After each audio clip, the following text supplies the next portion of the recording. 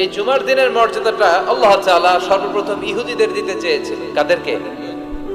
ওরা এটা নেয় নাই। ওরা নিজেদের জন্য শনিবারকে ওদের অ্যাসেম্বলি ডে বানিয়েছে। ওরা বলেছে না, আমরা শনিবারে ইবাদত করব। এই দিনটা আল্লাহ তাআলা নাসারাদেরকে দিতে চেয়েছে, তারাও নেয় নাই। তারা রবিবারকে তাদের ইবাদতের দিন হিসেবে চুজ করেছে। অবশেষে আল্লাহ তাআলা আমাদেরকে এই দিনটা দিতে চাইলেন, আমরা কোনো কথা ছাড়াই গ্রহণ করলাম আর ধন্য হয়ে গেলাম। জুমার দিনটা আমাদের দিন, গাদান মানে তারপরের দিন শনিবার হচ্ছে ইহুদিদের জন্য, আর রবিবার হচ্ছে খ্রিস্টানদের জন্য। আর আমাদেরকে জুমার দিন দিয়ে খুশি হয়ে গেলেন কে?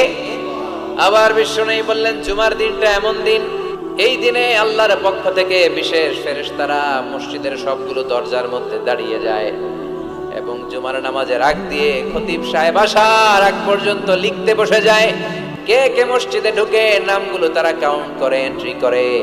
সর্বপ্রথম জুমার সালাত আদায়ের জন্য যে মসজিদে ঢুকে, আল্লাহর রাস্তায় উট কুরবানি করলে যেই সওয়াব, ওই ব্যক্তির আমলনামায় আল্লাহ ওই সওয়াব দান করে দেয়।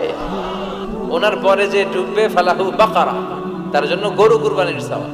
3 নম্বরে যে ঢুকবে ফালাহুল কাবশা, তার জন্য ছাগল কুরবানির সওয়াব।